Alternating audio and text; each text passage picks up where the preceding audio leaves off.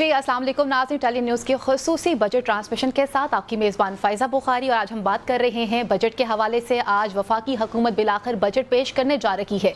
एक तरफ पर IMF की शराइत हैं और दूसरी जाने पर अवाम दोस्त बजट भी है। सबसे बड़ा सवाल इस वक्त यहाँ पर यह है कि ये बजट हमारे लिए कितनी बड़ी रिलीफ लेकर आ रहा है। और अगर कल की बात की जाए तो कल वज़ीर ख़जाना की तरफ से जो तफसीलात जो है मीडिया के साथ शेयर की गई हैं, जिन्होंने बातें की हैं, उससे तो कुछ ऐसा ही मालूम हो रहा है कि महंगाई की शरह में इजाफा होता हुआ नजर आ रहा है।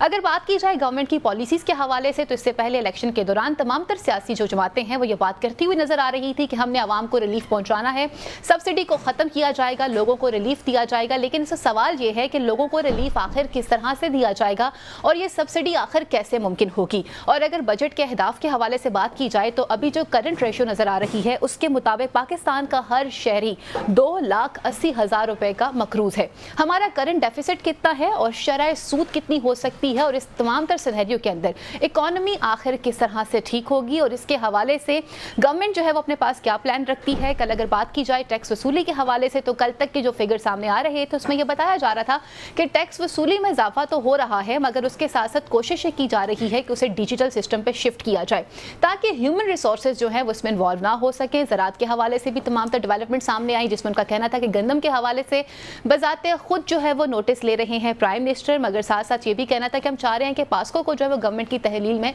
ना रखा जाए।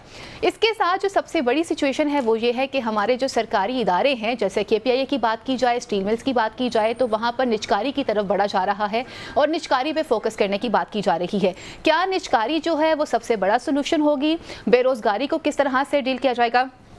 और इसके साथ साथ अगर बात की जाए कि यहाँ पर तमाम तर सिचुएशन जिसको डील किया जा रहा है उसको किस तरह से देखा जाएगा और सबसे बड़ी बात जो है कि जो करंट डेफिसिट जिससे पाकिस्तान गुजर रहा है, इस सिचुएशन को डील करने के लिए, इसको हैंडल करने के लिए हमारे पास गवर्नमेंट के पास जो है वो पॉलिसीज़ क्या हैं।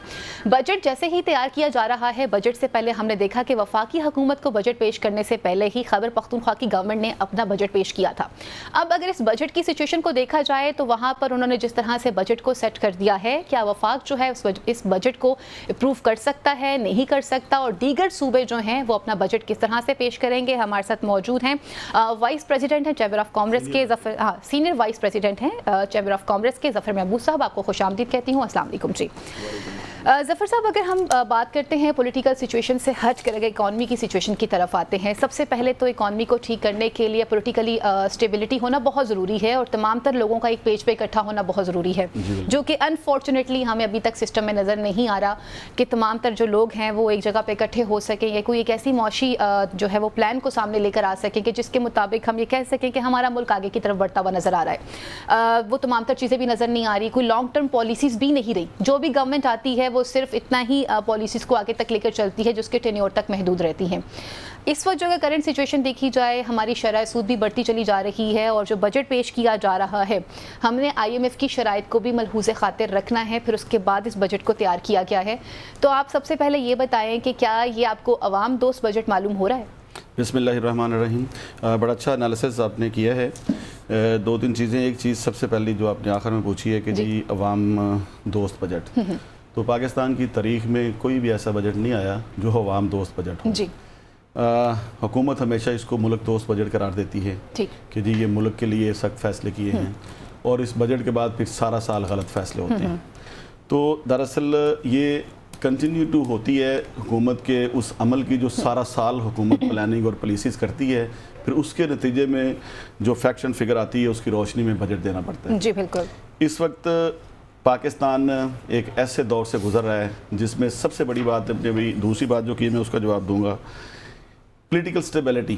जब इलेक्शन थे तो हमने लाहौर चैम्बर से तमाम पार्टीज़ को लेटर लिखे, हमने कहा जी आप अपनी पॉलिटिकल टीम के साथ और अपने एजेंडे के साथ हमारे पास आएँ, हमसे डिस्कस करें, हम उसको रिफाइन करते हैं। We are the stakeholder, हम बिजनेस कम्युनिटी, हम उसको रिफाइन करेंगे और तमाम पार्टीज़ की जो अच्छा एजेंडा है एक एजेंडा बनाएंगे, आप उस पर चार्टर ऑफ इकॉनमी कर लें, उस एजेंडे पे एग्री हो जाएं, कोई भी हुकूमत आए हमें फ़र्क नहीं पड़ता, और लेकिन वो उस एजेंडे पे अमल करे ताकि मुल्क की इकॉनमी एक बेहतर सिमत पे जा सके। मगर अनफॉर्चुनेटली मुझे नहीं लगता कि किसी भी इस वक्त पॉलिटिकल पार्टी के पास कोई ऐसी स्ट्रॉन्ग कोई इकोनॉमिक टीम है या इकोनॉमिक एजेंडा है जिसके ऊपर वो आते बात करते और एक एजेंडा बनता जिसके ऊपर मुल्क चलता। आज भी हम उसी नहज पे खड़े हैं, अच्छा, जहाँ हमारे पास पॉलिसी नहीं है। दूसरी बात जो है, इस वक्त पाकिस्तान के अंदर कोई इकोनॉमिक इशू, इकोनॉमिक क्राइसिस नहीं है। 7.54 बिलियन अगर IMF का हमने देना है और हम उसके कहने पे इस तरह नाच रहे हैं तो it's a peanut. Let us make the policies. तो ये 7.54 बिलियन देना और फिर उस जंगल से निकलना कोई मुश्किल काम नहीं है, मगर शायद वो निकलना नहीं चाहते हैं। अब इसके लिए सबसे अहम जो चीज़ है वो गवर्नमेंट ने पूरे पिछले 5 साल में, आप देखें 25 करोड़ आबादी में से सिर्फ 7 करोड़ लोग कमाते हैं और 25 करोड़ खाते हैं। डिपेंडेंट नेशन ज़्यादा है। दूसरी बात यह है कि जी पिछले 5 साल में 4 से 5 करोड़ लोग बेरोजगार हुए हैं। आपकी इंडस्ट्रियल देखें क्या ग्रोथ है, ये इंडस्ट्री की 0% ग्रोथ है और अभी भी इंडस्ट्री जो है वो डाउनफॉल की तरफ जा रही है। 25% पिछले 5 साल में इंडस्ट्री बंद हुई है और पिछले 6 महीने में अभी आप देखेंगे कम से कम 6% इंडस्ट्री और बंद। बिल्कुल ऐसा है। अब आपके पास आज तक 13 साल से आपने कोई इंडस्ट्रियल पॉलिसी ही लॉन्च नहीं की है। There is no industrial policy announce by any government for last 13 years. हमें चाहिए कि हम सबसे पहली बात जो है कि हम ग्रास रूट लेवल पे एक रेवोल्यूशनरी स्ट्रक्चरिंग करें मुल्क के अंदर, जिसमें सबसे पहले हम इंडस्ट्रियल पॉलिसी लेके आए। फिर हमने इंपोर्ट के ऊपर कदगन लगाई। देखिए आज आपने अगर 12,900 अरब के टैक्सेस प्लान किए हैं, डायरेक्ट टैक्सेस जो हैं, तो ये 2011 में कितने थे मैडम? ये 2011 में 1500 अरब था। बिल्कुल ऐसा ही था, सिर्फ 1500 अरब। आप देखेंगे हर साल कोशिश करते हैं पीस के बिजनेस कम्युनिटी को, एक मखसूस तबके को ये टैक्सेस लेते हैं, जबकि इस वक्त तो मुल्क के अंदर निज़ाम है वो 90% तो एट सोर्स डिडक्शन है। 24,000 लोग आपके लगे हुए हैं। आज जो बजट का हुजम तारीख का सबसे बड़ा बजट आ रहा है 18,900 का, उसमें भी मोर देन 51% आपके जो है वो डेट रिटायर होने हैं, जिसमें इंटरेस्ट है, जिसमें बाकी चीज़ें हैं। अच्छा ज़फ़र साहब, अभी आप जिन करंट फिगर्स पे बात कर रहे हैं, हम डेफिसिट की तरफ भी आते हैं, लेकिन अगर हम देखते हैं तो हमारा जो पॉलिटिकल सिस्टम है, हम रोल मॉडल अपनाते हुए नज़र आते हैं। हमें दूसरों के रोल मॉडल्स बहुत अच्छे लगते हैं, जिसमें हम चाइना की तरफ भी कभी अपना झुकाव करते हुए नज़र आते हैं। हमें डिफरेंट डेवलपमेंट सेक्टर्स में हम उनसे मदद भी ले रहे होते हैं। ये जो पॉलिसीज़ हैं, बिलखुसूस आप खुद भी चैम्बर ऑफ कॉमर्स से रिलेटेड हैं, हम ये देखते हैं कि अगर आप इंडस्ट्री की बात कर रहे हैं तो कोई लॉन्ग टर्म पॉलिसीज़ जो हैं वो क्यों नहीं अपनाई जाती हैं? अब अनफॉर्चुनेटली हमारे सिस्टम का सबसे बड़ा ये फ्लॉ है। हम देखते हैं कि गवर्नमेंट जो भी कोई आती है बिज़नेस कम्युनिटी से रिलेटेड, आज तक कभी कोई ऐसी पॉलिसी सामने नहीं है जिससे अगर सनतों की बात की जाए, छोटे लेवल की हैं, बड़े लेवल की हैं, उन्हें रजिस्टर्ड करना, फिर उनके ऊपर काम करना, वो आज तक क्यों नहीं हो सका? बड़ा अच्छा क्वेश्चन आपने किया है। वो क्या कहते हैं, कौवा चला हंस की चाल और अपनी भी भूल गया। हम दूसरों को देखते हैं, उसकी छोटी सी चीज़ अडॉप्ट करने की कोशिश करते हैं और अपने स्ट्रक्चर से भी आउट हो जाते हैं। ये है। हमें चाहिए कि सबसे पहले हम अपने इन्वेस्टमेंट्स की पॉलिसीज़ को बनाएं। हमें दूसरे नंबर पे इंडस्ट्रियल पॉलिसी, हमें एक्सपोर्ट पॉलिसी, हमें इंपोर्ट सब्सिट्यूट पॉलिसी, हमें वैल्यू एडिशन पॉलिसी बनानी चाहिए, हमें SME पॉलिसी बनानी चाहिए। आज आप देखें बदकिस्मती से मुल्क के अंदर कोई भी शख्स, आप अगर बिजनेस स्टार्ट करना चाहती हैं, आप नीचे जाके तो दुकान बना लें, आपको कोई पूछने वाला नहीं है। There is no registration structure, there is no SME policy.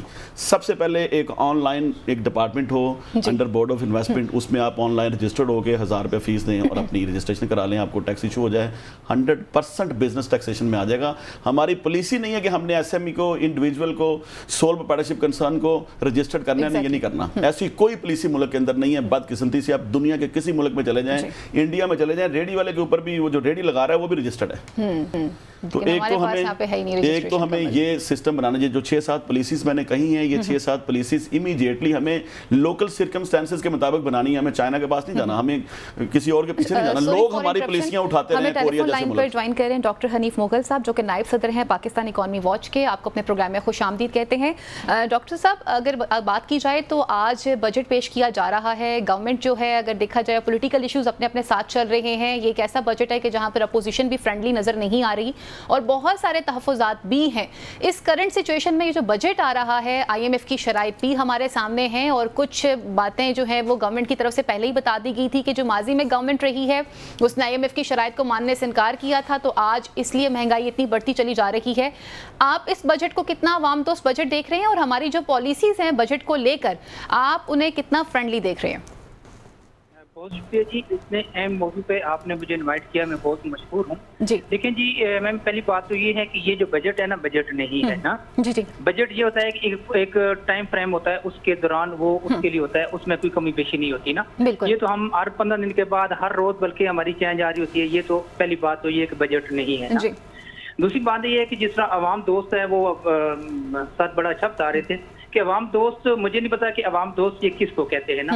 ये महंगाई देखिए दो तरह की, एक जितनी प्लानिंग होती है ना हमारी, ये बड़े शहरों को जो पोश इलाके हैं उनको देख के बनाई जाती है, खुशहाली को उसके साथ मेजर किया जाता है। आप भी जानते हैं, हम भी जानते हैं, थोड़ा सा पेरीफेरी में थोड़ा सा नीचे जाएं तो लोग खत्ते गुर्बत से नीचे, पता नहीं वो गुर्बत से भी क्या अल्फाज उधर गुजार रहे हैं जिंदगी ना। फिर ये है कि वो कह रहे थे कि महंगाई इतनी कम हो गई, इतनी रह गई है। अब ये पता नहीं मेजर कैसे करते हैं कि कैसे ये कम हुई है, किस तरह इनके पास कौन सा वो आदाद शुमार है। महंगाई हर चीज वहीं पे है, चीजें उसी तरह की मिल रही हैं और ये कह रहे हैं कि महंगाई कम हुई है। चलें, ये इनका अपना एक सिस्टम है।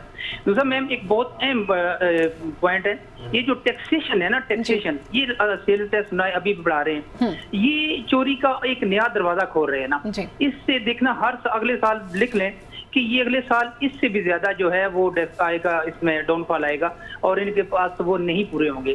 इनको चाहिए अगर ये थोड़ा बहुत अभी आवाम के बात सुनते हैं या पाकिस्तान के लोगों को जानते हैं तो फिल फॉर टैक्सेशन की शरह बहुत कम कर दें और इतना ये फ्रेंडली बनाए इसको, जिसका वो बता रहे हैं रजिस्ट्रेशन को, ताकि हर बंदा आराम के साथ जाए और अपनी रजिस्ट्रेशन कराए और टैक्स दे। बात यह है कि आप कभी किस दायरे में फंस जाएं, FBR में ही फंस जाएं तो लग समझ आती है, फिर वो इतना निचोड़ा जाता है, इतना निचोड़ा जाता है कि बंदा कहता है यार मैं बिजनेस छोड़ के कुछ और काम शुरू कर दूं ना। ठीक, अच्छा हनीफ साहब, आपका पॉइंट मेरे पास आ चुका है, मैं आपके पास इसी पॉइंट पे वापस आऊंगी। अगेन जफर साहब आपकी तरफ बढ़ूंगी। हम इंडस्ट्री की बात कर रहे थे, आपने कहा कि अनफॉर्चुनेटली हमारे जो पड़ोसी मुल्क है इंडिया, अगर हम उसकी तरफ नजर डालते हैं तो वहाँ पे हमें हर इंडस्ट्री रजिस्टर्ड नजर आती है। यहाँ पर रजिस्ट्रेशन वो नहीं है यहाँ पर। सर अभी जो करंट डेफिसिट है पाकिस्तान का इस तमाम तर सिचुएशन के अंदर, और इंडस्ट्री इस लेवल पे आ चुकी हुई है कि ऑलमोस्ट बंद है, आप इसको बेहतर जानते हैं, ये हम इन तमाम तर चीज़ों को कैसे आगे लेकर चलेंगे? क्योंकि जो नौजवान तबका है, एक बड़ा तबका है जो बेरोजगारी की तरफ भी बढ़ रहा है। क्या बजट में इन तमाम तर चीज़ों को देखा जा रहा है और इंडस्ट्री के हवाले से कोई प्लान या पॉलिसीज़ हों? जी, बजट में इस चीज़ की फ़िलहाल तो कोई मुझे तवक्को नज़र नहीं आ रही है, लेकिन मैं आपको बताऊं कि जी आपका टोटल जो इस वक्त GDP है वो 14% इन्वेस्टमेंट पे चल रहा है। ओनली 14% इन्वेस्टमेंट टोटल GDP पे आपकी है, इंटरनेशनल और नेशनल दोनों। आपके GDP का 75% इस वक्त फाइनेंस है, लोन है, सूद है पे हम काम कर रहे हैं, जो हमने लिया हुआ है। आपके GDP में सिर्फ 19% इंडस्ट्री है, आपके GDP में 22% एग्रीकल्चर है और 61% आपके GDP के अंदर सर्विसेज इंडस्ट्री है। मैं समझता हूँ इसमें हर कोने पे किसी ने दुकान खोली हुई है, प्रॉपर्टी का काम कर रहे हैं, ये वो कोई चीज़ हमारे यहाँ रेगुलराइज नहीं है, कोई स्ट्रक्चरल एक सिस्टम नहीं है। इवन हमें आज तक हम SFC के पीछे लगे हुए हैं, हम कोई वाज़े और जामे इन्वेस्टमेंट पॉलिसी नहीं दे सके। इन्वेस्टमेंट पॉलिसी में देखें, ये जो FDI है, फॉरेन डायरेक्ट इन्वेस्टमेंट पॉलिसी है, उसके अंदर आप जाएं, उसके अंदर घुसें, आप शॉर्ट टर्म इन्वेस्टमेंट पॉलिसी लेके आएँ, joint venture export joint venture policies लेके आए। बाहर से देखें 2 साल पहले 1.92 बिलियन हमारे पास थी इन्वेस्टमेंट, अब वो अंडर 8 बिलियन 0.8 बिलियन आ गई है। अब इस सारी सिचुएशन में आपने कैसे अट्रैक्ट करना है, एक पॉलिसी लोगों को बताएं। हमारे मुल्क के अंदर और लोकल इन्वेस्टमेंट के ऊपर कोई पॉलिसी नहीं है। लोकल इन्वेस्टर अगर सेटिस्फाई नहीं होगा तो इंटरनेशनल इन्वेस्टर कैसे आएगा? इंटरनेशनल इन्वेस्टर ने आना है आपके जॉइंट वेंचर के अंदर, आपकी लोकल बिजनेस कम्युनिटी के अंदर, आपके लोकल बिजनेसमैन को देखना है कि उसको क्या फैसिलिटीज हैं, किस तरह वो चल रहा है, तो फिर आके इंटरनेशनल इन्वेस्टर जो है ना वो ट्रस्ट डेवलप करता है। एग्जैक्टली आप पे इंटरेस्ट, तो सबसे पहले आपको जो लोकल बिजनेस कम्युनिटी उसको ट्रस्ट दें, उसको बताएं कि जी आप महफूज हैं इस मुल्क में, आपका बिजनेस महफूज है इस मुल्क में और आप काम करें, आपकी continuity consistency in the policies लेके आएं। वो नहीं है जिस वजह से ये प्रॉब्लम्स आ रही हैं। इसके अलावा आपने इलेक्ट्रिसिटी रिफॉर्म्स लेके आए। इस खित्ते में अंदर 50 से 55 रुपए महंगे हैं हम, बिल्कुल पूरे खित्ते में 50 से 55 रुपए पर यूनिट हमारी बिजली महंगी है। तो जो सऊदी अरेबिया में पाकिस्तानी करेंसी में 10 रुपए का यूनिट ले रहा है वो यहाँ आके तो कैसे 70 रुपए का यूनिट पे या 60 रुपए का यूनिट पे काम करेगा? तो आप एक तो उसके अंदर रिफॉर्म्स लेके आए, उसके अंदर देखें कि कहाँ पे हैं। अब बिजली 19,000 पैदा हो रही है, 19,000 मेगावाट, हम 39,000 मेगावाट की पेमेंट्स कर रहे हैं।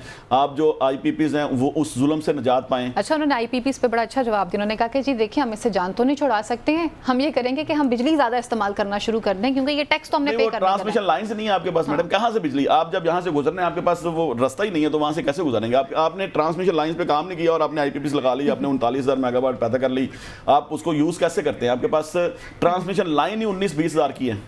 आप बड़ी मेहनत करेंगे तो 26,000 पे ले जाएंगे उसको, लेकिन उसके लिए भी बड़ी आपको जो है ना वो रिफॉर्म चाहिए। वो कह रहे हैं बिजली के नए पंखे भी लगा देंगे, बिजली ज्यादा इस्तेमाल हो जाएगी। नहीं मैडम, ये कोई तरीका नहीं है। ये मैं नहीं कह रही, ये हमारे वजारत खजाना की तरफ से बयान है। प्राइम मिनिस्टर साहब आए थे, वो कहते हैं जो पाकिस्तान में तंग है वो पाकिस्तान छोड़ दे। This is not a solution. Exactly, आप एग्जैक्ट सोल्यूशन दे। आपके मुल्क में एनर्जी पॉलिसी नहीं है। आपके मुल्क में जो इंपोर्ट कर रहे हैं आप 80 बिलियन से लेके आपने 2 सालों में 50 बिलियन पे ले आए हैं, भाई सब्स्टिट्यूट पॉलिसी बनाएं। ठीक है जफर साहब, इस पॉइंट पे आपके पास मैडम वो उनको अगर सब्स्टिट्यूट पॉलिसी नहीं देंगे, आप यहाँ से रोड अगर बनाना चाहते हैं, इस रोड को तोड़ के तो पहले साथ में कोई रास्ता दें, ठीक हो गया, तब जाके बनाएं। ठीक है हनीफ साहब, जैसे हम बात कर रहे थे टैक्स के हवाले से कि रेवेन्यू किस तरह से जनरेट करना है, और अभी वो बता रहे हैं कि जी आपने जैसे कहा कि ये बड़ा खतरनाक अलार्मिंग सिचुएशन हो जाएगी क्योंकि टैक्स जनरेशन के ऊपर बड़ी शिद्दत से काम किया जाएगा। कल वज़ारत ख़ज़ाना की तरफ से ये मौक़िफ़ भी सामने आया था कि जी हम इसको डिजिटल सिस्टम की तरफ लेकर जाना चाहते हैं, इसमें ह्यूमन रिसोर्सेज जो हैं वो कम होने चाहिए। एक तरफ पर आपका सरमायाकार तबका ये कह रहा है कि आप हमें एतमाद दिलवा दें, हमारी सिक्योरिटी हमें आप प्रोवाइड कर दें ताकि हम इसके अंदर अच्छे तरीके से काम तो कर सकें, परफॉर्म तो कर सकें, बाहर के लोग तो फिर एक नेक्स्ट स्टेप है। तो ये जो टैक्स की तरफ अभी हम बढ़ रहे हैं, हमने इस रेवेन्यू को इकट्ठा करना है, आप इसे किस तरह से देख रहे हैं? ये जो है ना टैक्स इकट्ठा करने वाला, ये जो टैक्स बढ़ा के कर रहे हैं, ये तो कभी कर ही नहीं सकते ना। ये 50% भी अपनी गोल अचीव नहीं कर सकते ना।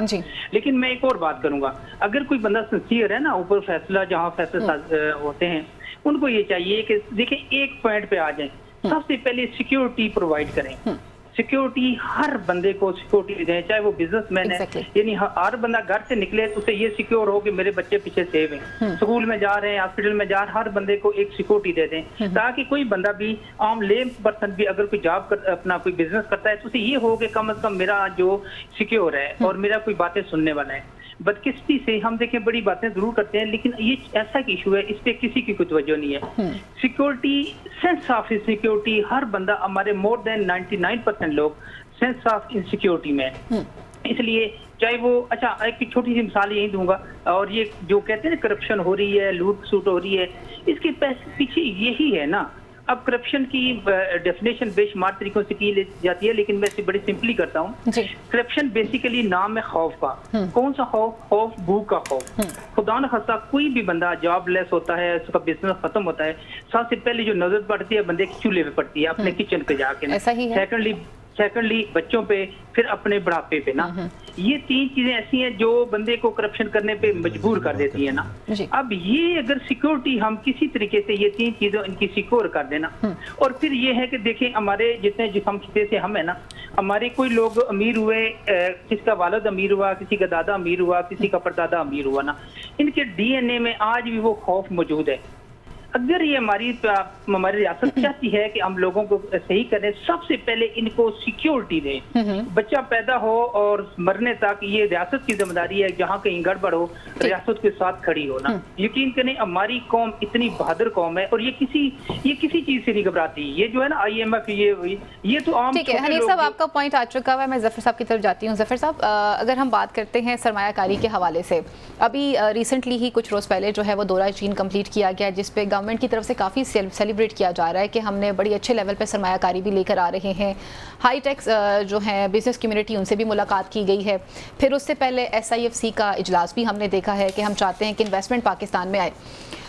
जहाँ पर आपके मुल्क का अपना जो ताजिर है, जो अपना इन्वेस्टर है, जिस पे आप बात कर रहे थे कि अगर उसको आप सिक्योर नहीं कर पा रहे हैं, तो नेक्स्ट लेवल के ऊपर सिक्योरिटी को प्रोवाइड करना। फिर उसके बाद हमने देखा कि चीनी इंजीनियर्स पे जिस तरह से एक हमला हुआ था, इनसिक्योरिटीज़ तो बहुत ज़्यादा हैं, तो इनको किस तरह से डील किया जाएगा? थैंक यू जी। It's all about management. मैं 2 बातें वाजे करना चाहता हूँ। इस वक्त हमारे यहाँ इकोनॉमिक इशू नहीं है, हमारे पास मैनेजमेंट इशू है। We are not taking the good management decisions, और हमारे यहाँ सबसे बढ़ के पॉलिटिकल इंस्टेबिलिटी का इशू है। ये 2 चीज़ें अगर आप कंट्रोल कर लेते हैं तो आपकी इकोनॉमी कंट्रोल में है। SIFC एक, मैं समझता हूँ कि जी आखिरी हवा का झोंका है आपके लिए। अगर आप इसमें किसी तरह नाकाम हो गए खुदा न खास्ता, तो आप पे कोई ट्रस्ट नहीं रहना। चूँकि इसमें इंटरनेशनली या जो मिडल ईस्ट के कंट्रीज़ हैं, उन्होंने जो ट्रस्ट का इजहार किया है, जो उसमें चाइना इन्वॉल्व हो रहा है, जो उसमें टर्की इन्वॉल्व हो रहा है, तो वो है उन्होंने एक सिक्योरिटी से गारंटी ली है कि हमारी सिक्योरिटी की, जिसमें सिपा सलार को शामिल किया गया फर्स्ट टाइम। अगर आप इस मॉडल से भी थोड़ा नाकाम हो जाते हैं तो फिर आपके पास बहुत मुश्किल हालात हो जाएंगे। तो इसको सक्सेसफुली कामयाब करने के लिए आपको प्रॉपर प्लानिंग और पॉलिसी की ज़रूरत है। आपको इमीडिएटली इन्वेस्टमेंट पॉलिसी एक बड़ी कम्प्रीहेंसिव देनी चाहिए। मैंने बोर्ड ऑफ इन्वेस्टमेंट को एक प्रेजेंटेशन दी हुई है, उस पर काम कर रहे हैं वो उस पॉलिसी को अडॉप्ट कर लें। मैं इंशाल्लाह ताला जो बातें कर रहा हूँ मैं ऑन ग्राउंड ये ओवर द फोन आपके सामने, ओवर द इधर लाइव आपके सामने बात कर रहा हूँ कि अगर हम प्रॉपर पॉलिसीज़ आज नहीं बनाएंगे तो फिर आगे हमारे पास वक्त नहीं होगा। SAFC एक हवा का ताज़ा झोंका है, उसके अंदर अगर आप सीरियसली और प्रॉपर स्ट्रीमलाइन होकर काम कर सकते हैं तो करें। देखें, आपने अभी जो आपके पास महंगाई कम हुई है, कैसे हुई है? हुकूमत का कोई किरदार नहीं है इस महंगाई कम करने में। ये महंगाई कम हुई है, इस वक्त फसल बड़ी अच्छी हुई है, ज़मींदार को पैसे कम मिले हैं और इस वक्त तारीख में पहली दफ़ा 50 से 52 मन पर एकड़ यील्ड निकली है गंदम की। रिकॉर्ड गंदम हुई है। अफ्रीका के 57 ममालिक हैं, उन 57 ममालिक से ज़्यादा गंदम पाकिस्तान में पैदा हुई है। चावल की पूरे अफ्रीका से ज़्यादा गंदम सिर्फ इस मुल्क ने पैदा की है। दूसरी बात यह है कि जी आपके पास कोई R&D नहीं है, आप एक ही साल में गंदम एक्सपोर्ट भी कर रहे हैं, इंपोर्ट भी कर रहे हैं, शुगर एक्सपोर्ट कर रहे हैं, इंपोर्ट कर रहे हैं, फिर शुगर एक्सपोर्ट की इजाज़त दे दी गई है। मैं कहता हूँ कि ये क्या तरीका है आपका? आप या तो आपने कॉटन की इंडस्ट्री बंद कर दी, कॉटन को बर्बाद कर दिया और आपने शुगर को खड़ा कर दिया। आप शुगर या तो इस पे कदम उठा देना, हर बंदा शुगर फैक्ट्री लगाए तो हमें कोई इतराज नहीं है, या इसको बंद कर दें और आप कॉटन जो हम 10-12 बिलियन डॉलर की इंपोर्ट करते हैं उसको ओपन करें और शुगर आपको 60 रुपए की बाहर से मिल जाएगी। 60 लाख मैट्रिक टन आपको शुगर चाहिए पाकिस्तान में, आप बाहर से इंपोर्ट करके कौम को दे दें ताकि आपकी एक वाज़े पॉलिसी आए, आप उस चीज से निकलें। ये भी एक सब्सिडाइज स्ट्रक्चर है कि आपने सिर्फ चंद खानदानों को नवाजने के लिए शुगर का एक पाकिस्तान के अंदर एक ऐसा खौल चढ़ा दिया है। अच्छा, ये माफियाज भी तो रहते हैं ना कि जिसके माफियाज रहे हैं कि जिनके अंदर गवर्नमेंट जो है वो अक्सर औकात प्रेशराइज हो जाती है और फिर जो कीमतें हैं वो फ्लक्चुएट करती हुई नजर आती है। ये देखें, ये इन्होंने बंद किया हुआ है कि जी कोई बंदा लगा नहीं सकता, ओपन करें, जो मर्जी लगाए यार, ये पाकिस्तान में क्या मसला है? दूसरी बात यह है कि R&D मैं कहूँगा कि मुल्क के अंदर सबसे पहला काम जो है वो R&D होनी चाहिए। पता होना चाहिए कि हमें क्या चाहिए, हम उसके मुताबिक काम करें। हमारी आबादी कितनी है, हमारी डिमांड कितनी है, इंटरनेशनल एक्सपोर्ट कितनी कर सकते हैं, उसके मुताबिक हम प्रोडक्शन करें, एग्रीकल्चर की भी और दूसरी इंडस्ट्रियल प्रोडक्शन भी। उसमें प्राइवेट जो शोबा है उसको शामिल किया जाए, चैम्बर्स को शामिल किया जाए और R&D के ऊपर सबसे ज़्यादा काम करने की ज़रूरत है। आपके पास R&D नहीं होगी, आपका मुल्क तरक्की। इसे ब्रेक के बाद यहीं से कंटिन्यू करते हैं। बजट के हवाले से खुसूसी ट्रांसमिशन की है, जफर साहब हमारे साथ मौजूद हैं, हनीफ साहब भी हमारे टेलीफोन लाइन पर मौजूद है और हम देखेंगे, इस पर बात करेंगे कि हमारा करंट डेफिसिट कितना है और ये बजट जो है वो किस तरह से आवाम दोस्त हो सकता है, नहीं हो सकता, लेकिन इस ब्रेक के बाद।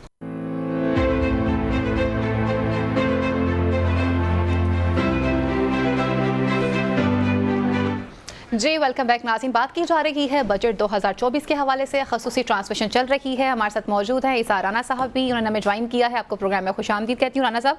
कल हम प्रोग्राम में भी अनफॉर्चुनेटली बात कर रहे थे कि बजट कितना आवाम दोस्त होगा और जैसे जैसे वो टाइम करीब आता चला जा रहा है तो हर शख्स अब जो है वो अपने अपने करंट चीज़ों पर साथ तमाम तर चीज़ों को देख रहा है कि ये बजट किस तरह से हो सकता है। ब्रेक पर जाने से पहले हम बात कर रहे थे कि रेवेन्यू भी इकट्ठा करना है, आवाम को रिलैक्स भी करना है और उनके मुताबिक उनको फैसिलिटेट भी करना है, तो गवर्नमेंट के लिए कितना बड़ा टास्क है। IMF की शराइत दी हैं।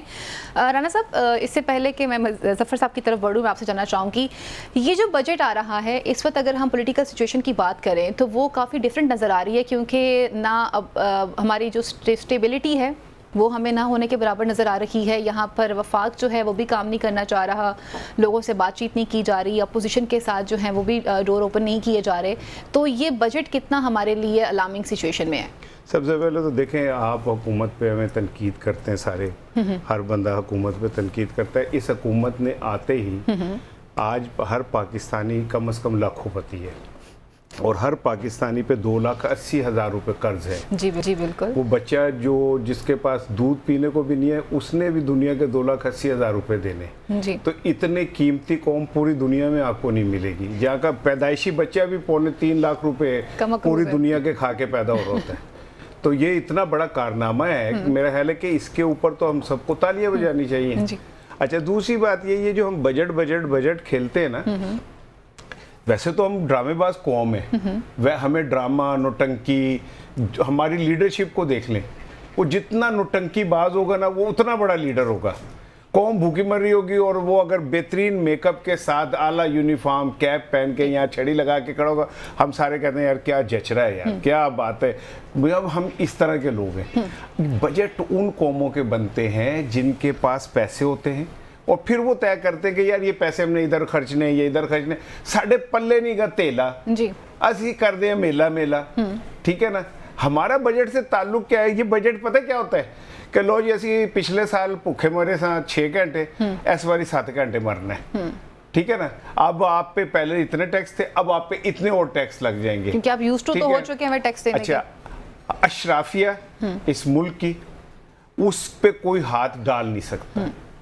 गरीब आदमी को तो आप घर बैठे फ्री टीवी का भी खर्चा लेते हैं, जो उसने सारी कभी देखा भी ना हो। बिल्कुल। अमीर आदमी की तरफ आप आंख उठा के नहीं देख सकते। ये मेरी बात लिख लें, आज का बजट पाकिस्तान में इतने बड़ी तादाद में टैक्सेस कभी नहीं लगे होंगे, पाकिस्तान में इतनी बड़ी तादाद में आम आदमी पर बोझ नहीं डाला गया होगा जितना इस बजट में डाला जाएगा, और आप देख लीजिएगा आने वाले दिनों में। ठीक है, अच्छा जी, जफर की तरफ बढ़ती हूँ। जफर जैसे बात की जा रही कि हर बंदा मकरूज भी है और बजट जो है वो ख़तरनाक सिचुएशन में भी आ रहा है। जनाब, इदारों की निजकारी की भी एक सोल्यूशन उन्होंने रखी है ना सामने, कि हम PIA को भी निजकारी की तरफ ले जाते हैं और स्टील मिल को जो है वो भी हम स्क्रैप के दामों जो है उसको फ़रोख्त करने के लिए तैयार हैं। ये निजकारी जो है, ये आप क्या समझते हैं कि ये कैसा सोल्यूशन है? परमानेंट सोल्यूशन है? ऐसी चीज़ें ठीक हो जाएंगी? देखिए जी, इसमें 2 चीज़ें हैं, मैं थोड़ा सा इसमें टाइम लूँगा कि निजकारी में आपने बात की है। इस वक्त तकरीबन इस साल हमने 2200 अरब हमने सिर्फ पे किए हैं सिख यूनिट्स के ऊपर, हमने खर्च किए हैं। बदकिस्मती से 2 फैसले पाकिस्तान की तारीख में इस कौम को जो अंधेरे की तरफ लेके गए हैं, वो पहली नेशनलाइजेशन थी और दूसरा IPPs थे। ये दोनों फैसलों ने इस कौम को 100 साल पीछे धकेल दिया है।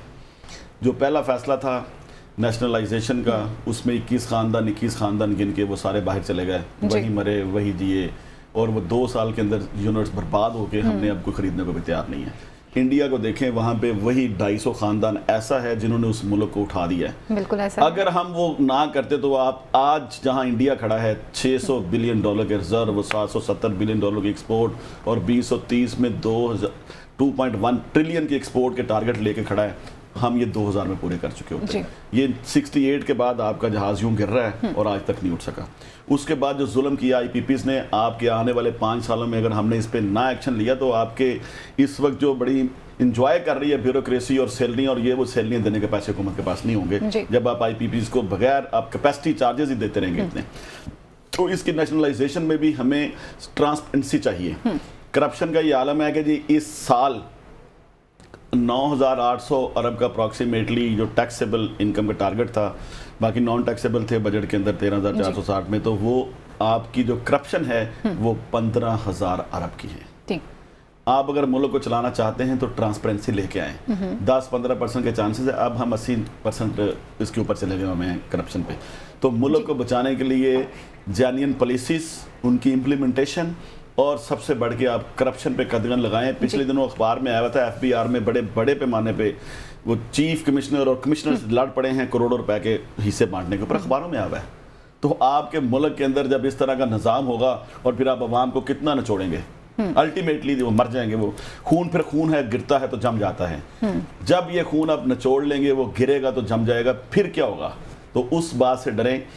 और ये जो एक डिजिटलाइजेशन की इस वक्त एक चीज़ है, मैं उस पर बात करना चाहता हूँ। देखिए, डिजिटलाइजेशन में सबसे पहले आप एक ऑनलाइन रजिस्ट्रेशन बिल्कुल without involvement of human being आप कर दें। SME और सोल प्रोप्राइटरशिप कंसर्न के लिए उसके बगैर कोई बंदा बिजनेस स्टार्ट करे, वहीं उसको NTN ही उसका जो CNC है वही हो जाए। दूसरी बात, उसमें ईजी रिटर्न करें, उर्दू में रिटर्न करें, हर बंदा खुद वो रिटर्न फाइल करें।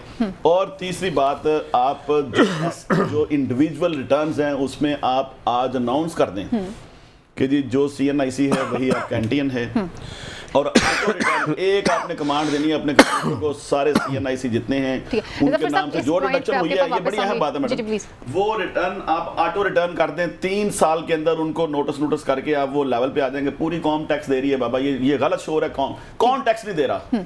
पूरी कौम, जो बच्चा पैदा होता है ना, पहली गुट्टी लेता है जब वो एक बोतल 100 रुपए की आती है। हम इस पॉइंट पे आपके पास वापस आएंगे। हनीफ साहब की तरफ बढ़ते हैं। हनीफ साहब, अगर बात की जाए, जैसे आपने कहा कि हमने टैक्स भी इकट्ठा करना है, तो एक तजवीज़ ये भी गवर्नमेंट के सामने रखी गई है कि जो तमाम तर सरकारी स्कूल हैं, इवन दो यूनिवर्सिटीज़ जो हैं, उनको भी प्राइवेटाइज किया जाए। और हमने देखा था कि किस तरह से HEC का जो बजट था उसमें भी कट लगाया गया है। आप इसे किस तरह से देख रहे हैं? देखिए जी, ये बदकिस्मती है हमारी। मैं तो ये चाहता हूँ, या हम ये चाहते हैं कि 3-4 चीज़ों पर फोकस हो। तालीम बिल्कुल फ्री होनी चाहिए जी। और सेहत बिल्कुल फ्री होनी चाहिए ना। बाकी आप जिससे मर्जी जो मर्जी करते रहें, ये तो जो शोबे ना और बदकिस्मती से सबसे ज्यादा इन्हीं पे माफिया आ गए। तो ये तो बिल्कुल मैं इसकी हम कभी भी हिमायत नहीं कर सकते कि ये प्राइवेट कर दिए जाएं। इनको और अच्छा करें। और दूसरा ये कि जो तालीम दे रहे हैं ना हम, सॉरी टू से, ये सिर्फ हम डिग्रियां बांट रहे हैं ना, तालीम नहीं दी जा रही ना। हमें चाहिए कि टेक्निकल एजुकेशन की तरफ बढ़ा जाए। 5वीं से लेके ऑनवर्ड जो भी हैं उनको लाजमी ऐसी को टेक्निकल एजुकेशन साथ दी जाए जिसमें बच्चा महारत रखता हो। लेकिन थोड़ी देर अभी हमारे यहाँ डिग्रियों के मास्टर PhD तक लोग जॉब के लिए वो अप्लाई करते हैं और ख्वार हो रहे हैं ना। वो क्या है कि वो तालीम नहीं है ना, वो डिग्रियां हैं। और इसी के साथ एक मजे की बात आपको बता दूं, ये हमारे जितने इदारे खुदा न खास्ता फ्लॉप हुए हैं ना, उनके पीछे ये बड़ी बड़ी डिग्रियां हैं ना। हम ये चाहते हैं कि अगर ये आज ही चेंज करें, इसको थोड़ा सा चेंज कर दें। अब देखिए, आपका सारा जो इदारे चला रहे होते हैं, क्लर्क चला रहे होते हैं ना, मैं कहता हूँ जितने क्लर्क हैं इनको ऊपर लेवल पे ले आए और ये ऊपर इनको नीचे ले जाएं। एक तो आपकी करप्शन यहीं से खत्म हो जाएगी और देखना कैसे मुल्क चलते हैं, कैसे होते हैं। ये ब्यूरोक्रेसी का भी कोई बात कर रहे थे कि वापस में लड़ पड़े कमीशन के असूल में, ये ऐसे ही चल रहा है। जिस इदारे में जाएंगे ऐसे ही चल रहा है। तो ये जो नीचे वाले लोग हैं ना, ये इनको तरीके यही बताते हैं करप्शन के भी सारे कुछ। तो क्यों ना इन्हीं को आप अथॉरिटी दे दें, इनको ऊपर लेके आ जाएं, ऊपर वाले को नीचे लेके चले जाएं। ठीक है हनीफ साहब, आपका पॉइंट हमारे पास आ चुका है, बहुत शुक्रिया। यहाँ पे वक्त हुआ चलता है मुख्तसर सी ब्रेक का। ब्रेक के बाद हनीफ साहब हमारे साथ मौजूद नहीं होंगे, लेकिन बजट पे बात की है, इसाराना भी है, जफर महमूद भी हैं। हम जानते हैं ब्रेक के बाद।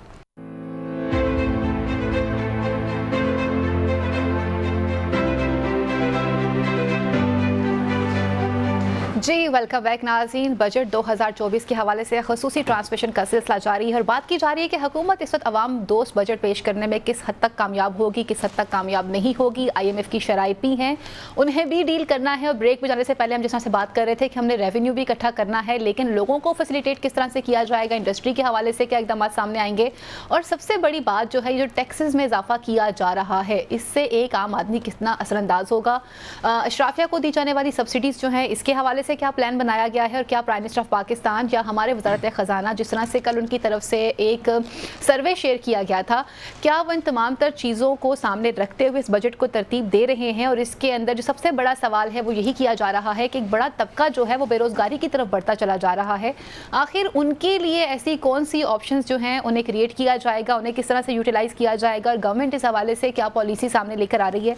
इसाराना साहब, इससे पहले कि मैं जफ़र साहब की तरफ बढ़ूँ, क्योंकि उनके पास करंट चीज़ें हम उनसे डिस्कस लाजमन करेंगे, लेकिन पॉलिटिकल सिचुएशन पे मैं अगर आपसे बात करना चाहूँ, बड़ा तबका है जो बेरोज़गारी की तरफ बढ़ रहा है। और मैं अगेन उस बात को रिपीट करूँगी कि हकान अब्बासी साहब ने जो एक प्रेस कॉन्फ्रेंस की थी, वो बड़ी मानी खेज़ प्रेस कॉन्फ्रेंस थी कि शायद जिसके पॉइंट्स को इतना सीरियसली डील नहीं किया गया। और वो इस चीज़ की तरफ इशारा कर रहे थे कि एक बहुत बड़े लेवल पे आपकी पाकिस्तानी जो यूथ है वो पाकिस्तान छोड़ रही है। ये पाकिस्तान के लिए एक अलार्मिंग सिचुएशन है कि हमारा टैलेंट, चाहे वो लेबर की सूरत में है, चाहे वो किसी भी सूरत में है, वो पाकिस्तान से बाहर जाने में इंटरेस्ट रखता है। अच्छा, नहीं देखें, बात ये कि जिस कौम के 3.25 करोड़ बच्चे स्कूल ना जा पा रहे हैं, ठीक है, और जिस कौम के तकरीबन 45% लोग काम ही ना करते हो, ठीक है ना, और जिस कौम के हर पैदा होने वाले बच्चे पे 3.25 लाख रुपए का कर्जा हो, और वो कौम सालाना को $5 अरब सिर्फ दालों के इंपोर्ट पे खर्चती हो। $5 अरब वो कुकिंग ऑयल, एडिबल ऑयल, ये मंगवाते हो। तो जो कौम वैसे तो भूखी है, लेकिन $10 अरब की दालें और सिर्फ तेल मंगवाती हो, तो उस कौम के जवाल के असबाब आपको समझ नहीं आ रहे। अब इसमें एक बारीक बात और सुन लें कि ये जो एडिबल ऑयल और ये आती है ना चीज़ें, ये कोई छप्पड़ पे काम करने वाले आदमी के लिए नहीं है, ठीक है ना, या जो रेडी लगा के खड़ा है उसके लिए नहीं है जी। उसने वो बटर ऑयल और वो चीज़ें नहीं इस्तेमाल करनी। ये जो मुल्क की अशराफिया है, ये उसके लिए है। अब आप एक लतीफ़ा सुने ना कि ये जो इंपोर्ट का स्कैंडल चल रहा है गंदम का, ये तो $3-4 अरब का इंपोर्ट हुई। ये डॉलर किसने दिए थे इन इंपोर्टर्स को मुकामी? और इन इम्पोर्टर्स ने ये गंदम की इंपोर्ट के नाम पे ये जब पाकिस्तान अफगानिस्तान के ट्रालरों के अंदर घुस के डॉलर तलाश कर रहा था कि ये स्मगल हो रहे हैं, तो आपने किस खूबसूरती के साथ, कितने नीट एंड क्लीन शफाफ अंदाज में आपने डॉलर जो है मुल्क से बाहर भेज दिए। और एक और चीज़, पाकिस्तान एक ज़राई मुल्क है, हम ज़रात से खुराक तक का एक सफ़र करते हैं, ठीक है, यानी ज़रात अगर सस्ती होगी तो ऊपर खाने वालों के लिए भी चीज़ें सस्ती होंगी। अब आप इस बजट में ट्रैक्टर्स के ऊपर, खाद के ऊपर, फर्टिलाइज़र के ऊपर, बारदाना के ऊपर, आप जितने ज़रात की वो है ना चीज़ें, मसनूआत, उन सब पे टैक्स लगाने जा रहे हैं। ये भी 1-2 घंटे बाद लग जाएगा। ठीक है राना साहब, इस पे हम बात करते हैं। हमें टेलीफोन लाइन पर ज्वाइन कर रहे हैं, हमारे साथ मौजूद हैं डॉक्टर कैस असलम साहब, जो कि माहिर मईशत भी हैं। आपको प्रोग्राम में खुशामदीद कहती हूँ, वक्त देने के लिए बहुत शुक्रिया। डॉक्टर साहब, अगर बात कर रहे हैं इस वक्त हम बजट के हवाले से, तो पहला क्वेश्चन ये बनता है कि अनफॉर्चुनेटली आज तक जब भी बजट पेश किया जाता रहा है, गवर्नमेंट किसी की भी हो, लॉन्ग टर्म पॉलिसीज़ कहीं पर भी देखने को नज़र नहीं आई। वो क्यों नहीं बनाई जाती? और हमारे पास जो इतने सीनियर लेवल पे जो इकोनॉमी को समझने वाले लोग मौजूद हैं, इकोनॉमिस्ट मौजूद हैं, क्या बजट बनाते वक्त इन लोगों से इससे पहले कोई मशवरा किया जाता है? कोई फैक्ट्स एंड फिगर्स इन लोगों से पूछे जाते हैं?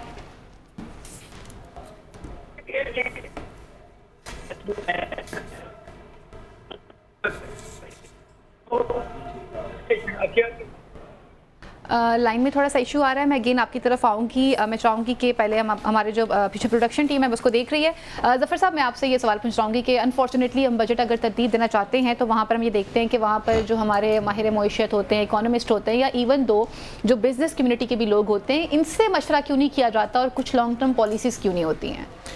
देखिए जी, लास्ट ईयर भी हम Lahore chamber of commerce Pakistan का एक प्रीमियम चैम्बर है, हर साल हम एक शेडो बजट बना के देते हैं। हम एक पूरी बुक प्रिंट करते हैं, पूरा साल हम तजावीज़ात इकट्ठी करते हैं और हम इनको रिकमेंडेशन देते हैं कि टैरिफ के ऊपर ये रिकमेंडेशन है, इसके ऊपर ये रिकमेंडेशन है। तो बजट बनाता है मिनिस्ट्री ऑफ फाइनेंस, बजट में IMF बनाता है या FPR को शामिल कर लेते हैं। मैं समझता हूँ उनका काम ही नहीं बजट बनाना। Ministry of commerce, planning, ministry of industry, ये सारे डिपार्टमेंट शामिल हों, stakeholders, chambers, business community, तो फिर जाके बजट की प्रपोजल्स तरतीब दी जाए और फिर उसको कंपैरिजन करके डेवलप किया जाए।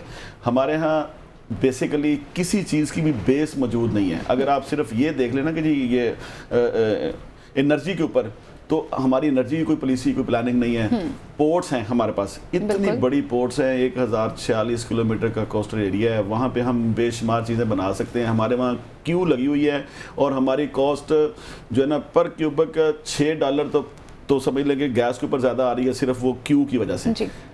बाकी जो चीज़ हम इंपोर्ट कर रहे हैं उसके ऊपर भी बेशुमार एक्सपेंसेस हो रहे हैं, ओवरहेड जो नहीं होने चाहिए। लाहौर में आप देख लें, पाकिस्तान में देख लें, ट्रैफिक है, इतनी महंगा हम पेट्रोल लेके आते हैं, $27 बिलियन के फॉसल फ्यूल इंपोर्ट करते हैं, हम बिजली उससे पैदा कर रहे हैं, उसको ज़ाया कर रहे हैं, लाइनें लगी हुई हैं रोड्स के ऊपर, कोई पॉलिसी, कोई स्ट्रेटजी नहीं है कि उस फ्यूल को कैसे सेव किया जाए।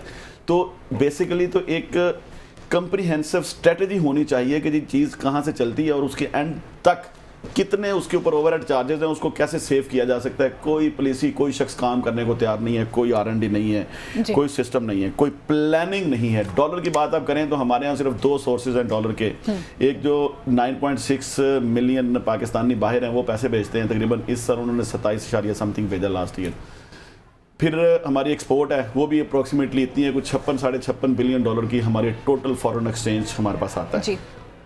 और यूँ समझ लेंगे जी हमारा जो जाता है फॉरेन एक्सचेंज वो सिर्फ एक्सपोर्ट नहीं होती है, हमने उसके अलावा जितनी इन्वेस्टमेंट है वो है, फीसें हैं, पैसा इलीगल रूट से जाता है, ग्रे रूट से, और वो सारा सिस्टम है। तो हमारा जो डिफरेंस है ना, तो $150 पर कैपिटा रिसीट है और $500-550 पर कैपिटा एक्सपेंडिचर है, तो $400 के लिए हम जलीलो खार हो रहे हैं। तो फॉरेन एक्सचेंज मैनेजमेंट नहीं है, हालांकि हो सकती है।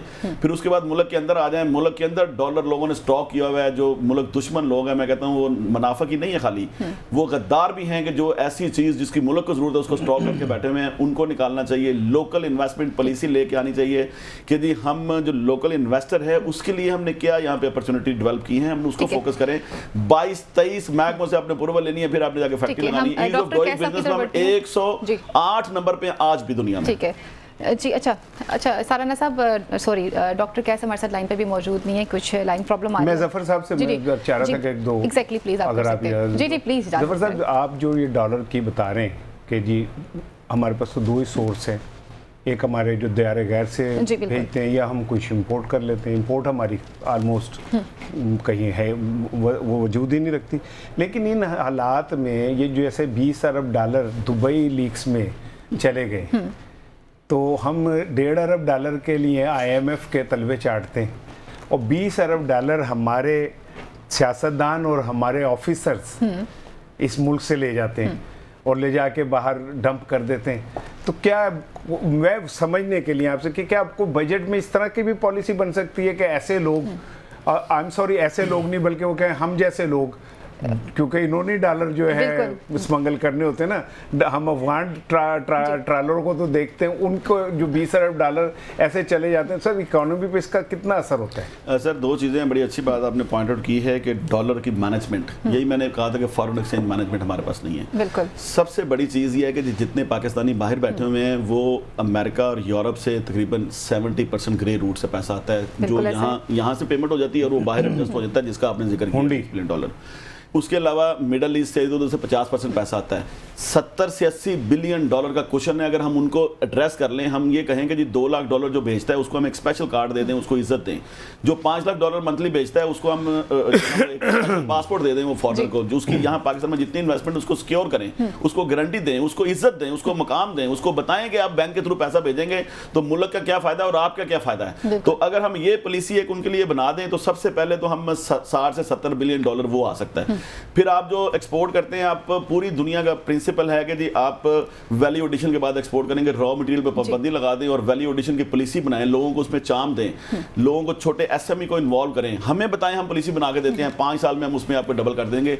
अगर हम पॉलिसी बनाते हैं 5 साल में आपकी फॉरेन रेमिटेंस और आपकी एक्सपोर्ट 100 बिलियन से अच्छा हमारे साथ लाइन पर मौजूद है कैस असलम साहब, मैं चाहूंगी उनसे भी बात कर लें। कैस असलम साहब, अगर हम मईशत के हवाले से बात कर रहे हैं तो मैं आपसे वो सवाल अगेन पूछना चाहूंगी कि जब इस तरह के प्लान्स को तरतीब दिया जा रहा होता है बिलखुसूस इकोनॉमिक्स को लेकर, अनफॉर्चुनेटली गवर्नमेंट किसी की भी हो लॉन्ग टर्म पॉलिसीज नजर नहीं आती हैं। यहाँ पर आप ये फुकदान हमें क्यों देखने को नजर आ रहा है? सेकेंडली, जो बजट पेश किया जा रहा होता है, क्या उससे पहले जो है वो बिजनेस कम्युनिटी के लोगों को और बिलखुसूस इकोनॉमी के जो स्पेशलिस्ट हैं उनसे कोई मशवरा किया जाता है, कुछ प्लान्स को शेयर करके आगे इस चीज़ को तैयार किया जाता है? और इस बजट को आप कितना आवाम दोस्त देख रहे हैं?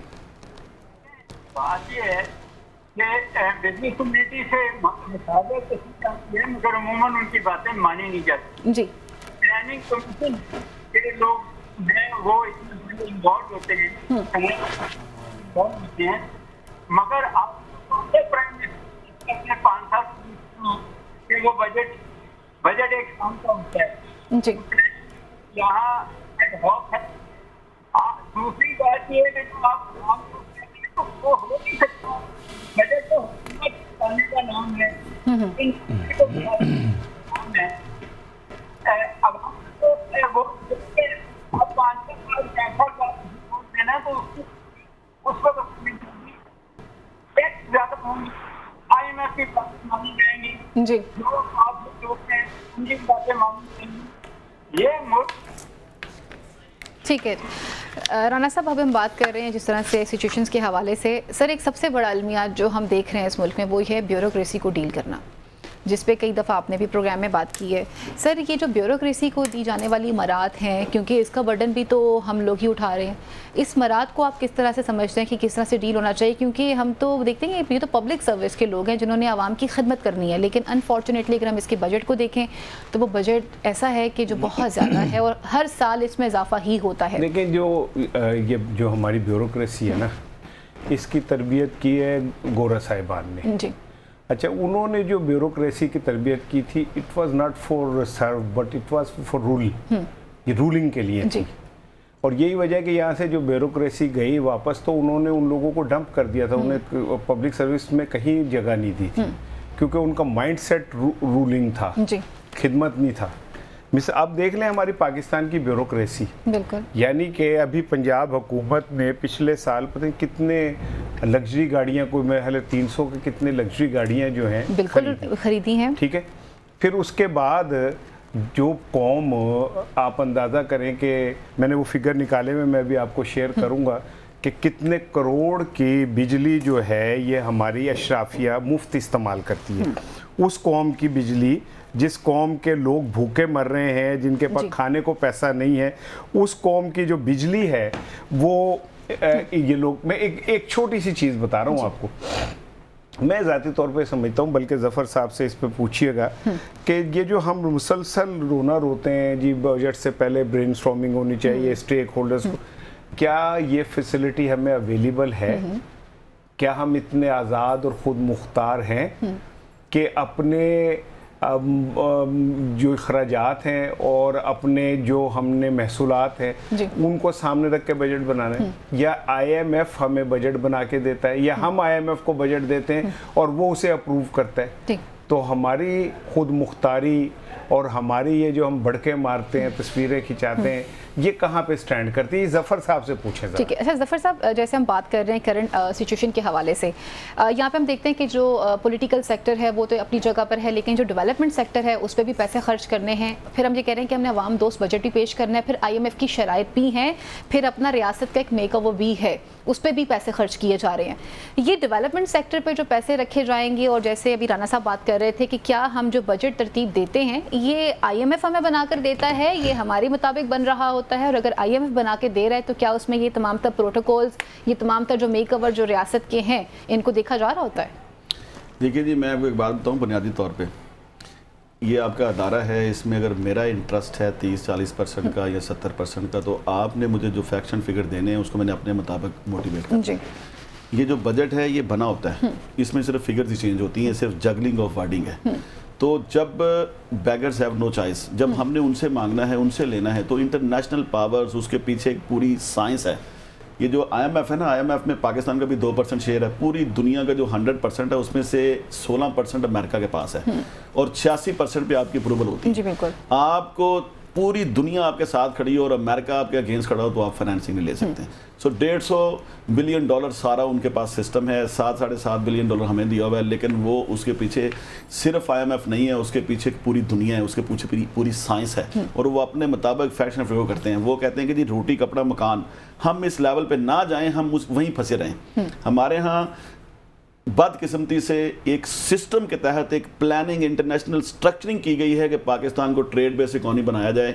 अब यहाँ पे आपकी सिर्फ गाड़ियों के अलावा 40% से ज़्यादा किसी चीज़ के ऊपर ड्यूटी नहीं है। मैं कहता हूँ 200% ड्यूटी होनी चाहिए। लोकल इंडस्ट्री को डेवलप करें, रोज़गार मिले, विशियस सर्कल चले। आप ट्रेड बेस्ड इकोनॉमी बना दें। असम्बली में लोग बैठे हुए SRO निकालते हैं, बाहर से माल मंगा के फेंक देते हैं। लोकल अगर 10 रुपये की कॉस्ट कर रहा है, बाहर से आपने अगर ले लिया वो 9 रुपये की कॉस्ट कर रहा है, तो आप कहाँ उसको स्टैंड कर सकते हैं? तो मुल्क के अंदर जो विशियस सर्कल है वो चलने नहीं दिया जा रहा, इसलिए पुलिसियां नहीं बनाई जा रही। इसीलिए ये लूप होल है कि पाकिस्तान एक ट्रेड बेस्ड इकोनॉमी बन जाए। और ट्रेड बेस्ड इकोनॉमी के देखिए, ब्यूरोक्रेसी की आपने बात की है, आप आर्मी को देखेंगे, मेजर अगर 1 लाख है, उसके बाद उसमें से 80,000 कर्नल बनता है, उसमें से 60,000 ब्रिगेडियर बनता है, उसमें से फिर जनरल बनते हैं, वो मेजर जनरल, फिर उसके ऊपर 16 सिर्फ जाके तो आपके कोर कमांडर रहते हैं। तो हमारे यहाँ ये है कि जी 20 ग्रेड में हमारे पास 40 सीटें और 100 बंदा बैठा हुआ है, और वो कहीं ना कहीं उसको लगाया हुआ है, वो करप्शन कर रहा है। तो ये सिस्टम होना चाहिए कि जी आप नीचे से जब ऊपर लेके जाए तो तादाद को कम करते जाएं। और एक और इस बजट में चीज़ अनाउंस हो जाएगी कि जी अपने 2 साल शायद बढ़ा रहे हैं आप एज पे, 62 साल की उम्र तक। हमारे यहाँ जो इस वक्त 65% यूथ है, एम्प्लॉयमेंट हो नहीं रही है, तो सिर्फ इस बात के खौफ से इनको पैसे देने पड़ेंगे। टेलीफोन लाइन पर मैं ज्वाइन कर रहे हैं साबिक वजीर खजाना है डॉक्टर सलमान शाह। आपको आज की ट्रांसमिशन में खुशामदीद कहती हूँ, वक्त देने के लिए बहुत शुक्रिया। डॉक्टर साहब, अगर हम बात कर रहे हैं बजट के हवाले से, इस वक्त हर बंदा ये सवाल पूछते हुए नजर आ रहा है कि क्या ये जो मौजूदा हुकूमत है वो अवाम दोस्त बजट पेश कर सकेगी, नहीं कर सकेगी। IMF की शराइत भी हमारे सामने हैं, और ये जो तमाम तर टैक्सेस की बात की जा रही है, क्योंकि कल की अगर समरी को देखा जाए जो वजारत खजाना की जानिब से सामने आई है, उसमें तो यही बताया जा रहा है कि जी हमारे तो हाथ पांव बंधे हुए हैं, ये तो IMF का प्लान है जिसे हम आगे लेकर चल रहे हैं। लेकिन बात यह है कि ये 50% बजट देता हूँ, और जब इसके लिए यही होता है कि बजट देगा जी, लेकिन ये अच्छी की गलत हो रही है, क्योंकि बजट तो हुकूमत के लिए है, हुकूमत की है, हुकूमत को आपने इतनी बड़ा कट लाते जा रहे हैं, जितना ये बड़ी हुकूमत है ज़्यादा हमें उसके लिए रकम चाहिए होती है, फिर उसके टैक्स के लिए होते हैं। तो असल की हुकूमत के लिए बजट होता है, आवाम के लिए बजट नहीं होता। आवाम के लिए सिर्फ इसका बोझ होता है। आवाम के लिए हुकूमत का बोझ जो है बढ़ना ही बढ़ना है, कम नहीं करें। तो इस वक्त आपके गवर्नमेंट है, वो बेशुमार डिपार्टमेंट्स में मिनिस्ट्रीज कोर्ट में बैठी हुई है, उसके पास स्टेशन के नीचे उसके बिजनेसेस चल रहे हैं। प्रोविंशियल गवर्नमेंट है, वो भी अपने डिपार्टमेंट मिनिस्टर्स बना के बैठे हुए हैं। फिर लोकल गवर्नमेंट में भी आप जो ब्यूरोक्रेट्स बैठे हुए हैं, कमिश्नर्स हैं, डिप्टी कमिश्नर्स हैं, सेक्रेटरीज हैं, जॉइंट सेक्रेटरीज हैं, तो सारे ये जो है, तो आप इनके लिए बजट बनाते हैं ना, आवाम के लिए बजट नहीं बनाते। अगर आपने आवाम के लिए बजट बनाना है तो फिर आपको कम करने पड़ेंगे, तो आपको हुकूमत को कम करना पड़ेगा। फिर आपको ये जो डुप्लीकेशन हो रही है, फेडरल गवर्नमेंट वही काम करती है, प्रोविंशियल गवर्नमेंट खत्म करने पड़ेगी। अच्छा डॉक्टर साहब, ठीक, सलमान साहब मैं इशारा अर्ज कर रहा हूँ, बड़े अरसे बाद आपकी आवाज़ सुनी, बड़ा अच्छा लग रहा है। सर ये बताएं कि ये जो अब बजट आ रहा है, इसमें नवीद ये है, शुनीद ये है कि मज़ीद टैक्सेस जो हैं लगने जा रहे हैं। दूसरी जानिब हुकूमत ये दावा कर रही है कि हमने महंगाई को अब 48% से 11% पे ले आए हैं। तो सर ये दावा किस हद तक दुरुस्त आपको लग रहा है, और इस बजट के बाद ये जो हुकूमत का दावा है कि 48% से 11% पे ले आए, ये कहाँ स्टैंड करेगा? देखिए बात ये है कि हुकूमत जो है उसने किसानों को इस दफा गंदम के मामले में माफ किया है। जी बिल्कुल ऐसा है। उसकी वजह से गंदम जो है उसको जो 4,000 रुपये खरीदना था वो 2,500 रुपये भी नहीं बिकी। तो उसकी वजह से कुछ ये आपकी इन्फ्लेशन कम हुई है, क्योंकि अर्बन एरियाज में आपको पता है कि वो सस्ता आटा थोड़ा सा सस्ता हो गया, लेकिन उसका नतीजा ये है कि आपका किसान मरा गया जी। और अगली फसल तक पता नहीं वो सरवाइव करेगा या नहीं करेगा। तो स्टेट बैंक की अगर आप देखें पॉलिसीज, तो वो तो बड़े मुताद तरीके से चल रहे हैं। वो समझते हैं कि ये इन्फ्लेशन जो कम हुई है ये आर्जी तौर पे हो सकता है कम हो, और हमें जो है इंतजार करना पड़ेगा कि अभी बिजली के बिल बढ़ने हैं, अभी पता नहीं जो पेट्रोलियम की मसनूआत में भी इजाफा किया जा रहा है पेट्रोलियम पे।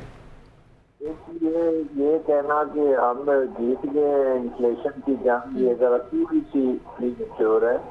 अभी हम ये भी देख रहे हैं कि जो एलसीसी वगैरह खोलने में बड़ा मुश्किल है, और जिस वक्त आपने किया जो है तुरंत दोबारा सुना पड़ना शुरू हो गया। उस वक्त इकोनॉमी थोड़ी सी स्टेबल हुई है, क्योंकि आपने बड़े ड्यूरेशन मार के इम्पोर्ट्स को रोका हुआ है, और जो ये गंदम के साथ जो आपने कर ली है, लेकिन ऑन अ परमानेंट ये है या नहीं, जो हमें नजर आता है ये सस्टेनेबल नहीं है, जिसकी वजह से इकोनॉमिक ग्रोथ जो है वो आपकी कितनी मिलेगी। ठीक है डॉक्टर साहब, जिस इकोनॉमिक ग्रोथ की आप बात कर रहे हैं और जिसमें आप बता रहे हैं, हमने यहाँ पे देखा था कि एक्सक्यूज ये भी रखा गया था कि हम तो मेंटली प्रिपेयर ही नहीं थे कि बम्पर क्रॉप हो सकती है। आपके पास खुद भी ये पोर्टफोलियो रहा है, और हमने एक स्टेटमेंट ये भी सुनी थी कि जब मौजूदा हुकूमत ने ये चार्ज संभाला था तो एक खास अरसे तक ये बात करते रहे कि मुल्क तो दिवालिया होने के करीब था, हम तो दिवालिया कर रहे थे। सर ये स्टेटमेंट क्या थी, और उस स्टेटमेंट के बाद फिर ये कहना कि जी जो पिछले टेन्योर का टाइम गुजरा है जिसमें हमने कोविड को भी फेस किया हुआ था, उसके बाद यहाँ तक आना, फिर हुकूमत का ये एक्सक्यूज रखना कि जी देखिए बिजली तो इसलिए महंगी हो रही है क्योंकि कई जगहों पर चोरी हो रही है और कई जगहों पर जो है वो हमें IMF की शराइत मांगनी पड़ रही है। तो सर ये तमाम तर चीजें क्या थी, और ये जो दिवालिया वाली स्टेटमेंट थी आप इसे किस तरह से देख रहे हैं? देखिए एक तो यह कि हमारे मुल्क में सियासत चलती है, बजट की सियासी होता है, बजट से पहले बजट भी सियासी होती है, बजट के बाद भी। बट हकीकत आपने देखनी है कि इकोनॉमिक ग्रोथ जो है ये तकरीबन 0 के बराबर है जी। आपने 3% कहा था, होगी नहीं, मुश्किल से आपने 10% तक आपने खींचा उसे, लेकिन वो भी कहीं होगी तकनीक। इसके अलावा भी आप देखते हैं कि आप कह रहे हैं कि महंगाई कम हो गई है, तो महंगाई भी दोबारा से इतना, तो मैनेजमेंट का जो हमारा काम है वो खत्म हो चुका है। हमारा जो ब्यूरोक्रेटिक सिस्टम है वो नहीं चल सकता। आपने प्राइवेट एंटरप्रेन्योर को तो वैसे ही मनाती है, बिजली दुनिया की सबसे महंगी बिजली उनको आप दे रहे हैं, जो कि इतनी गिर गई है कि आपसे महंगा हो गया। तो आई थिंक यही सारी चीजें सियासी बातचीत है। हमें असल रिफॉर्म की तरफ जाना है। हम असल रिफॉर्म हम कर नहीं रहे। असल रिफॉर्म का मतलब है कि हुकूमत को कम करें, टैक्सों को कम करें, बिजली को आसान तरीके से लोगों तक पहुंचे, सस्ती बिजली पहुंचे, उसकी चोरी बंद होनी चाहिए। आपको सोलराइज करना पड़ेगा, आपको इम्पोर्ट करनी पड़ेगी। ये चीजें हैं जो हमने देखी। अच्छा सर, ये बताएं कि IPPs के साथ जो मुआहदे हैं हमारे, क्या हम इस सतह पे उसमें फंस चुके हैं कि हम अब उससे निकलना मुमकिन नहीं है? कैसे निकल सकते हैं IPPs से मुआहदे? क्योंकि अगर IPPs से हम बाहर आ जाएं तो मेरा ख्याल है कि बिजली का आधो हाथ तो फर्क वहीं पे ही पड़ जाएगा। देखिए, वो तो मायदे आप कर चुके हैं, क्योंकि उसके पीछे सॉवरेन गारंटीज आपने दी है, और जिन लोगों ने वो के बाद जफर साहब से हाँ जी बिल्कुल, तो वो तो मायदों से निकलना मुमकिन नहीं है जी। लेकिन आपने जो आइंदा का जो काम है उसमें तो आप बहुत कुछ कर सकते हैं ना। आपको सोलराइजेशन करने की बहुत तेजी से, लेकिन हुकूमत उस पर लगी हुई है कि पता नहीं अब टैक्स लगाएंगे, क्या करेंगे, जब मसाज खड़ा कर दिया। ठीक है डॉक्टर साहब, यहाँ पे मुझे एक ब्रेक लेनी, और जिन रिफॉर्म्स के हवाले से बात की जा रही है, पॉलिटिक्स के हवाले से बात की जा रही है, और बात कर रहे हैं हम बजट के हवाले से, यहाँ लेते हैं ब्रेक, और ब्रेक के बाद इन्हीं तमाम तर चीज़ों को अपने पैनल के साथ फिर दोबारा से डिस्कस करते हैं।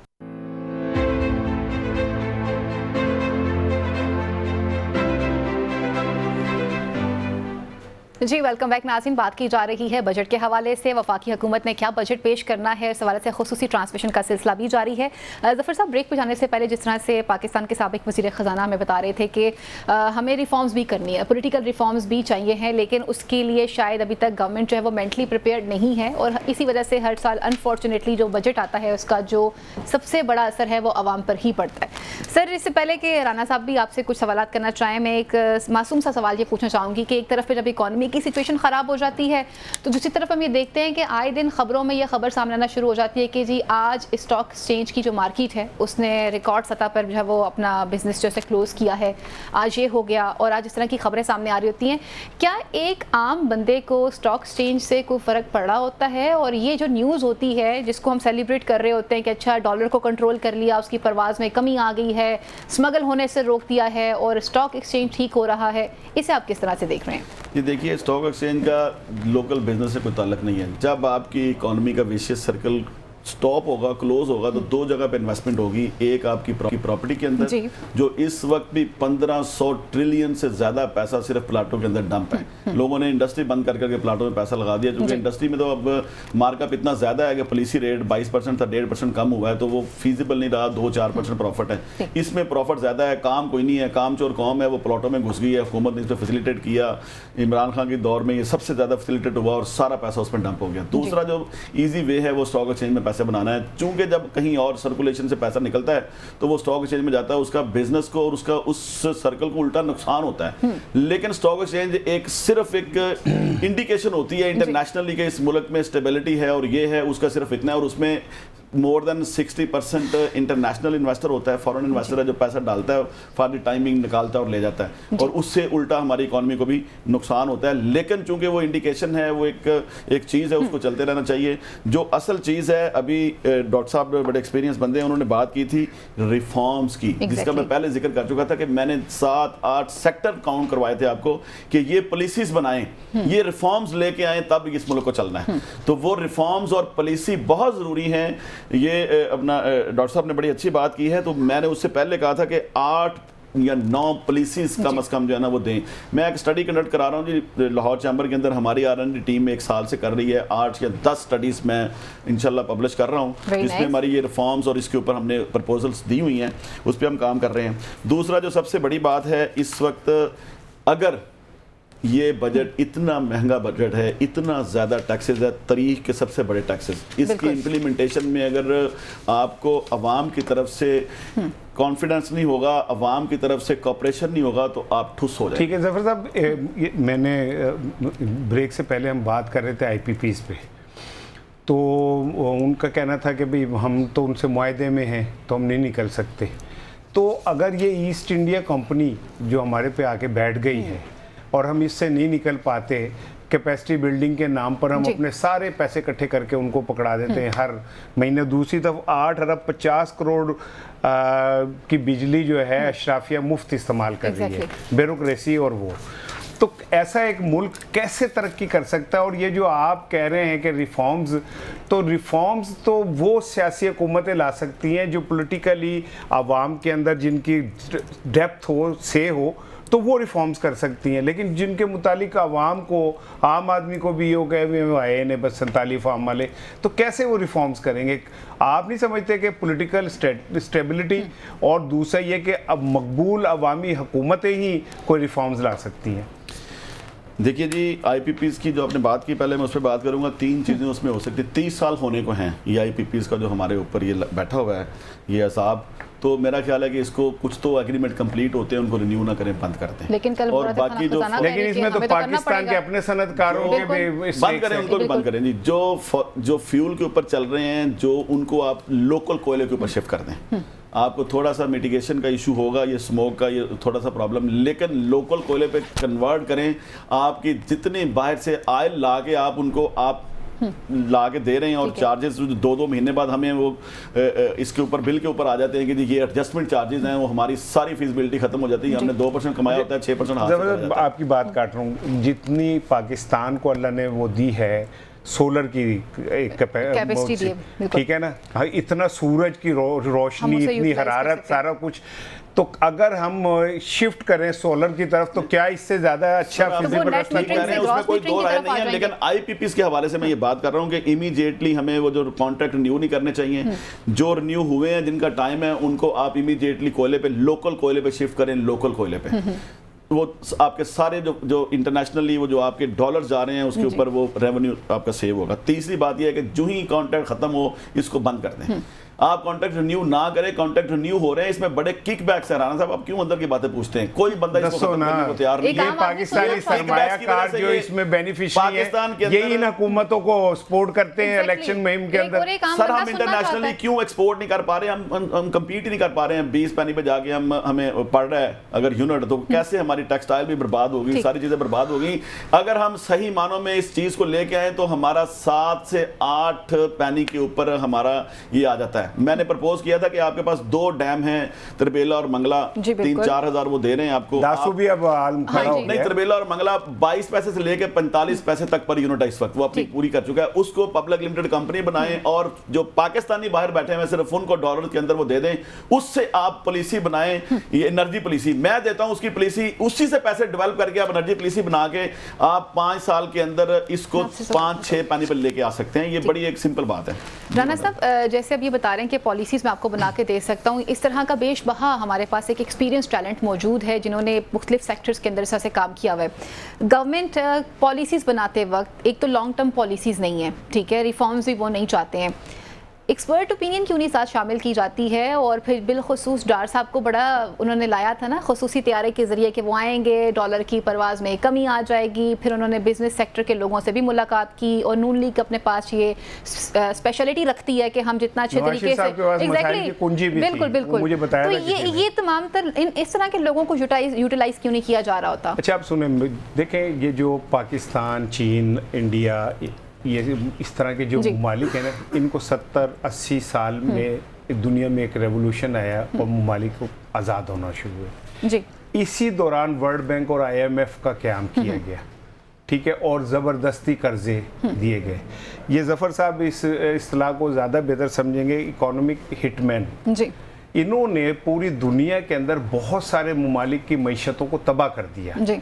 ठीक है, और फिर एक वक्त आता है कि वो मुल्क इस सतह पे बेदस्तो पा हो जाते हैं कि वो अपनी कोई पॉलिसी इंप्लीमेंट कर ही नहीं सकते। अब लाइक IPPs हमें पता है जहर कातिल है, हम उनसे जान नहीं छुड़ा सकते। रेकोडेक में हमने फैसला किया $8 अरब हमारे खाते पड़ गए। ईरान से हमने गैस पाइपलाइन का किया $12 अरब, वो भी हमारे सर पे खड़ा हुआ है। ठीक है, फिर उसके बाद IMF ने हमें इस बुरी तरह जकड़ लिया है कि हम 15 अरब रुपए की सब्सिडी नहीं दे सके अपनी कौम को बिजली के उस पे पिछले साल। तो इससे आप अंदाज़ा कर लें कि हम खुद को खुद मुख्तार, आज़ाद, जो मर्जी लिख दें। हकीकत ये है कि IMF का एक मुलाजिम उठता है, वो यहाँ आके उसे कहा जाता है कि आप प्राइम मिनिस्टर हैं पाकिस्तान के, वो शलवार के अंदर गैलिस बांधता है और कहता है मेरी अम्मा की कब्र तलाश करो, और जाली कब्र बना के उसे वहाँ ले जाया जाता है।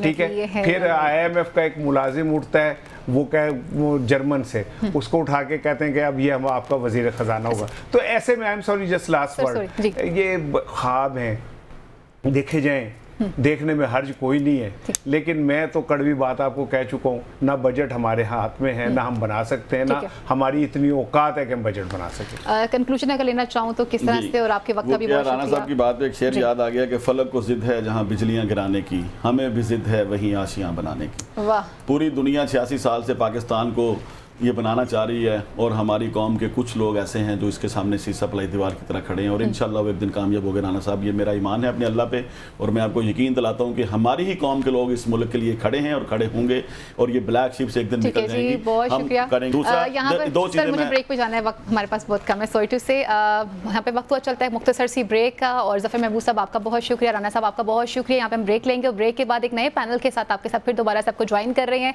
क्योंकि बात कर रहे हैं हम वफाकी बजट के हवाले से। Thank you so much sir जी। ब्रेक लेते हैं।